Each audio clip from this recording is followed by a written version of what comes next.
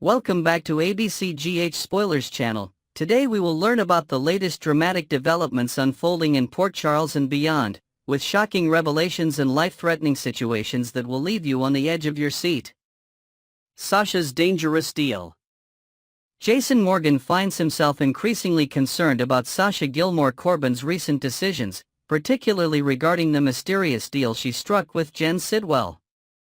While Sasha initially approaches Jason to express her worries about Michael Corinthos being in danger, the conversation takes an unexpected turn when she appears ready to confess the details of her arrangement with Sidwell. Jason's instincts immediately kick in, leading him to make some disturbing predictions about Sasha's future. "This deal you've made could bring consequences far worse than you've anticipated," Jason warns, his expression grave as he studies Sasha's worried face. The former enforcer's experience with dangerous situations allows him to see patterns that others might miss, and everything about Sasha's current predicament raises red flags. General Hospital viewers should prepare themselves for potential bad news on the horizon for Sasha, as Jason's predictions rarely miss the mark. The question remains, will Sasha heed Jason's warnings before it's too late, or is she already too deeply entangled in Sidwell's web of manipulation? Valentine's desperate bargain. In a tense standoff at what was once his own residence, Valentine Cassadine finds himself at the wrong end of Sonny Corinthos' gun. Breaking into his former home, now owned by Sonny, has put Valentine in an extremely precarious position. With Sonny demanding answers and sarcastically asking if the cat's got his tongue, Valentine must think quickly to save himself. The crafty Cassadine appears ready to bargain for his life using crucial information as leverage. "I know who's behind the explosion at your penthouse, and it wasn't me," Valentine might say, his mind racing to formulate a convincing argument. The question becomes whether Valentine truly possesses valuable intelligence or if he's simply buying time. Will Valentine implicate Jack Brennan or construct an elaborate story pointing to another culprit? Sonny, always skeptical, may initially suspect Valentine himself orchestrated the bombing, but if Valentine can provide compelling evidence directing suspicion elsewhere, the mobster might consider letting him walk away, though likely not without consequences. Carly's life-threatening poisoning. A race against time unfolds as Carly Spencer's life hangs in the balance following her consumption of polonium-laced champagne. Anna Devane appears to be working frantically with Jack Brennan to secure the antidote Carly desperately needs before it's too late. "We need that antidote delivered immediately, her condition is deteriorating by the hour," Anna likely stresses to Brennan, whose concern for Carly quickly transforms into vengeful determination. The former intelligence officer doesn't waste time in connecting the dots, with Valentine Cassadine emerging as his primary suspect in this poisoning plot. The situation raises numerous questions. Was Carly the intended target, or did she accidentally drink poison meant for someone else? How will this medical crisis impact Port Charles's power dynamics? And perhaps most importantly, will the antidote arrive in time to save her life? Jocelyn's secret WSB training. Meanwhile, Jocelyn Jacks finds herself receiving a stern reminder from her handler, Vaughn, about the clandestine nature of her new life. "No one, and I mean absolutely no one, can ever know what you're really doing," Vaughn emphasizes, reinforcing the importance of keeping her WSB training completely confidential. This secret of apprenticeship places Jocelyn at a crossroads, particularly as news of her mother Carly's poisoning may soon reach her. Will Brendan inform Jocelyn about her mother's dire situation, or will he deliberately keep her in the dark to prevent her training from being compromised? And if Jocelyn does learn about Carly's condition, will she abandon her training to rush home, potentially exposing her secret activities? The emotional weight of leading a double life is clearly taking its toll on Jocelyn, who must now balance her personal concerns with her professional obligations to the WSB, a challenge that will test her resolve in ways she never anticipated. Brad's desperate call for help. In a state of complete panic, Brad Cooper is seen frantically making a phone call, desperately pleading for immediate assistance. "I need help now," he exclaims, his voice trembling with urgency. The identity of Brad's potential savior remains unclear. Could it be Selena Wu, leveraging her family connections, or perhaps another ally we haven't considered? Brad's history of finding himself in compromising situations suggests this latest crisis could have serious implications. His tendency to make impulsive decisions when cornered has previously resulted in catastrophic consequences, not only for himself but for those around him. What kind of trouble has Brad landed himself in this time? Is it related to his past misdeeds, or has he stumbled into an entirely new predicament? The desperation in his voice indicates that whatever the situation, Brad believes it to be life-altering and possibly life-threatening. Lucas Miami Mystery. In the sunny setting of Miami, Lucas Jones awakens to find himself in bed with a shirtless Marco nearby. "Well, good morning, sleepyhead. How are you feeling?" Marco asks with a smile, as Lucas struggles to piece together the events of the previous night. Battling what appears to be a significant hangover, Lucas likely expresses embarrassment about his behavior, particularly since he seems unable to recall what transpired after returning to his room. The circumstances suggest that rather than taking advantage of Lucas' inebriated state, Marco simply ensured he made it safely to bed. This unexpected encounter raises questions about Lucas' current emotional state. Is his excessive drinking a response to recent stresses, or perhaps an attempt to move on from past relationships? And what role might Marco play in Lucas' life moving forward? A brief vacation connection, or potentially something more meaningful? Lulu and Dante's growing connection. A lighter moment unfolds between Lulu Spencer and Dante Falconeri as they engage in playful banter. Lulu poses a seemingly self-deprecating question to Dante, asking if a particular action or thought makes her a selfish jerk. Dante's good-natured response and their easy rapport highlight the strengthening bond between the former couple. Their light-hearted interaction stands in stark contrast to the drama unfolding elsewhere in Port Charles, offering viewers a momentary respite from the tension. The chemistry between Lulu and Dante remains palpable, suggesting their relationship continues to evolve in a positive direction. What might this renewed closeness mean for their future?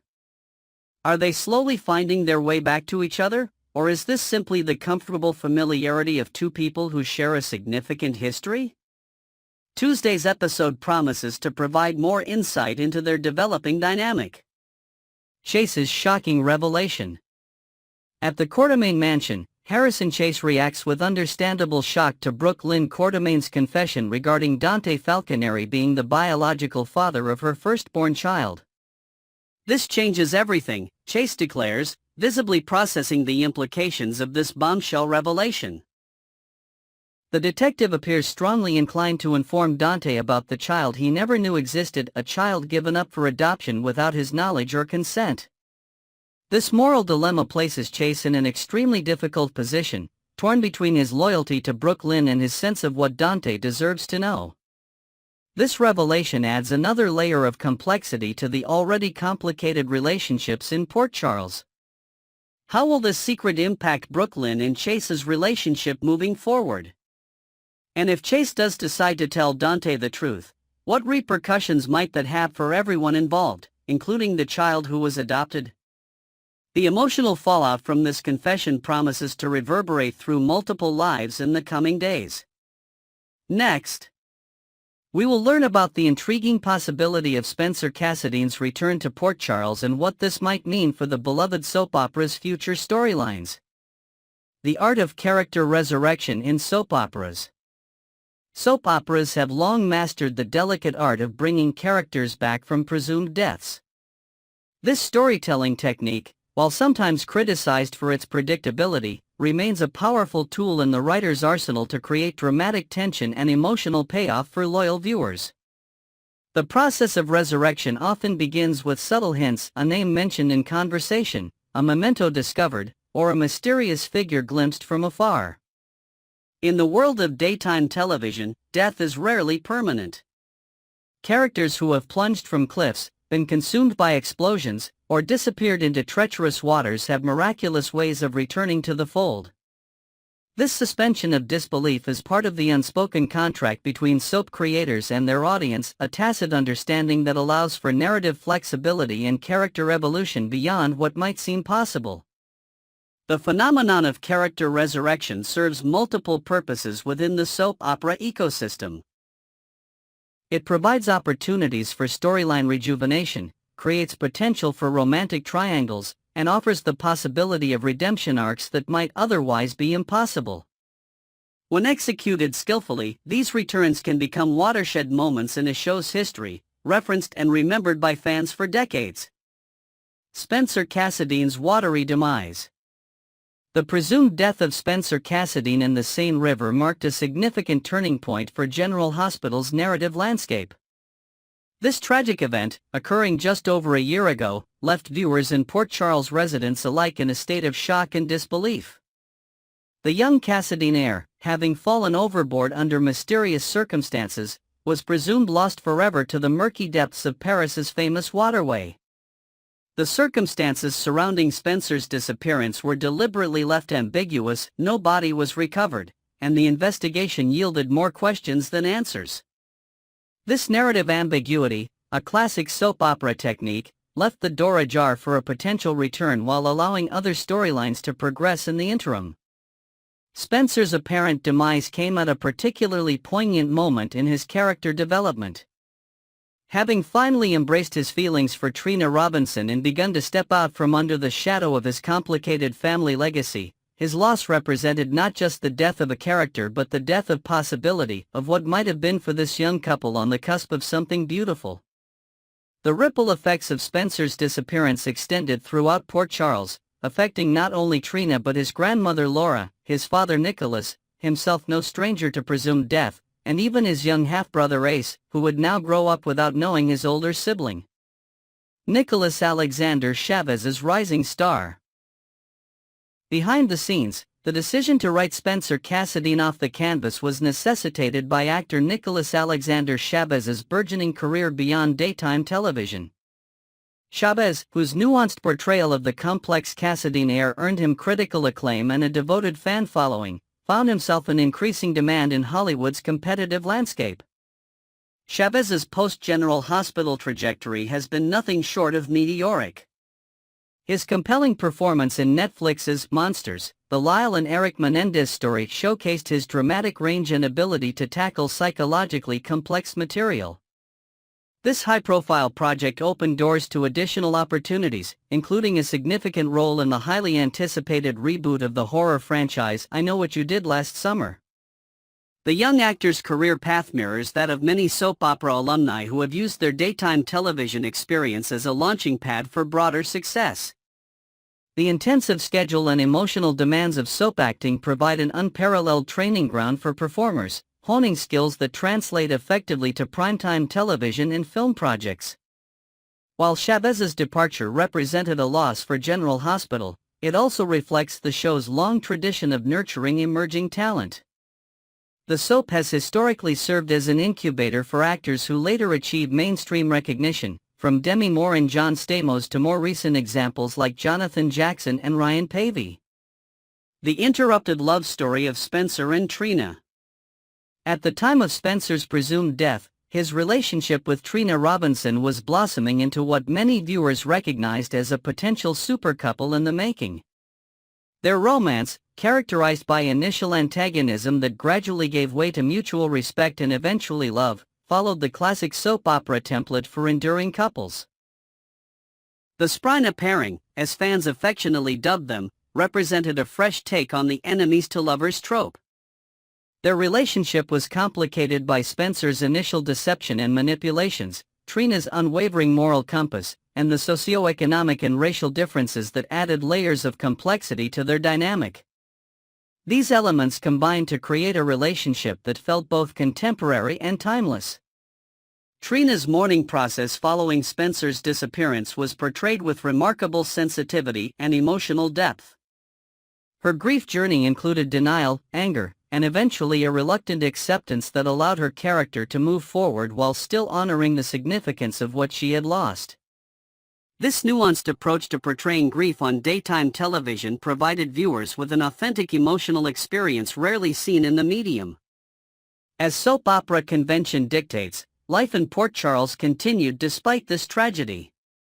While Trina preserved Spencer's memory through meaningful mementos and occasional reflective moments, her character has gradually opened herself to new possibilities and relationships, demonstrating the resilience that has always been a hallmark of her personality.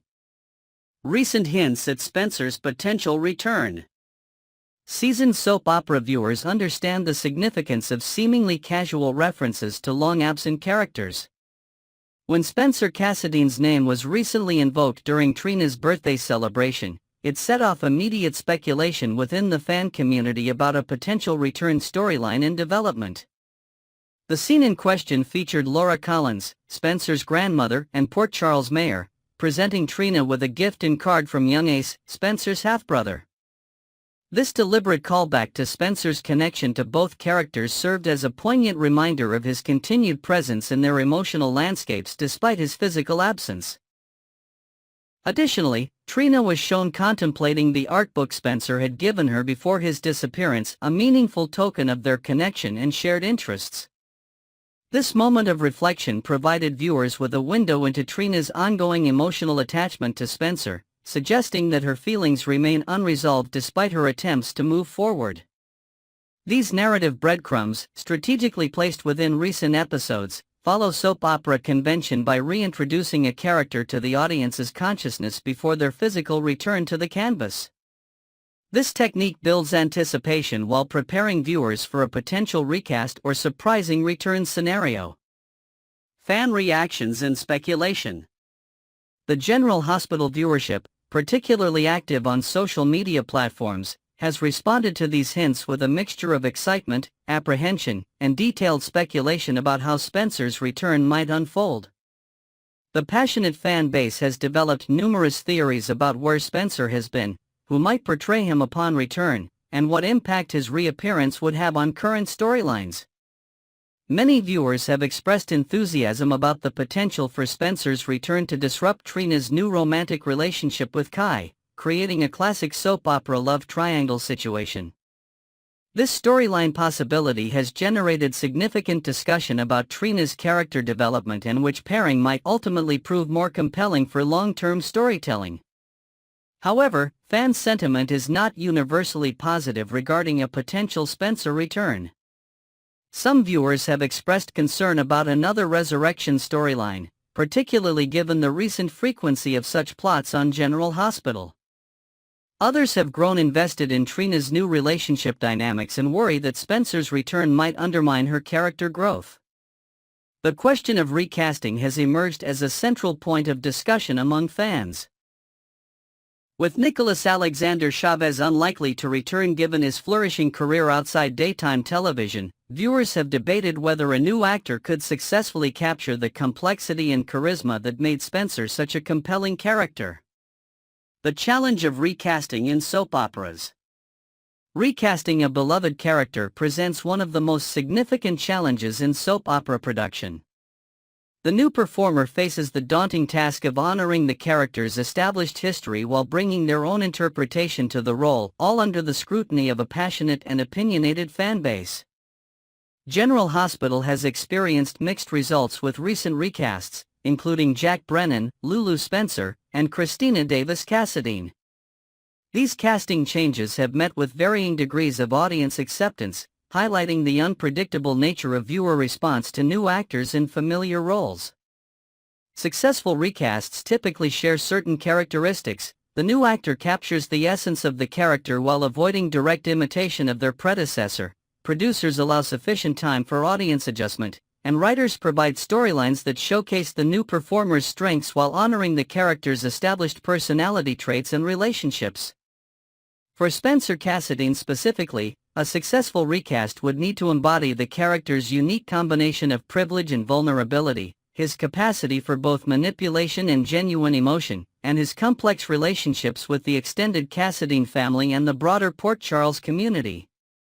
The future of Spencer Cassadine. As General Hospital potentially prepares for Spencer's return, several storytelling avenues present themselves. The most obvious involves explaining his survival and absence, perhaps through amnesia, captivity, or a deliberate disappearance motivated by external threats or personal demons. The timing of Spencer's potential return appears strategically aligned with Trina's new romantic entanglement, setting the stage for emotional complications and divided loyalties. This classic soap opera scenario would force Trina to confront her unresolved feelings for Spencer while questioning her current relationship's foundation. Beyond romantic entanglements, Spencer's return would necessarily impact family dynamics within the Cassadine clan. His relationship with his father Nicholas, whose own status remains somewhat ambiguous, would provide rich material for exploration, as would his interactions with grandmother Laura and half-brother Ace. Whether General Hospitал ultimately decides to resurrect Spencer Cassadine remains to be seen.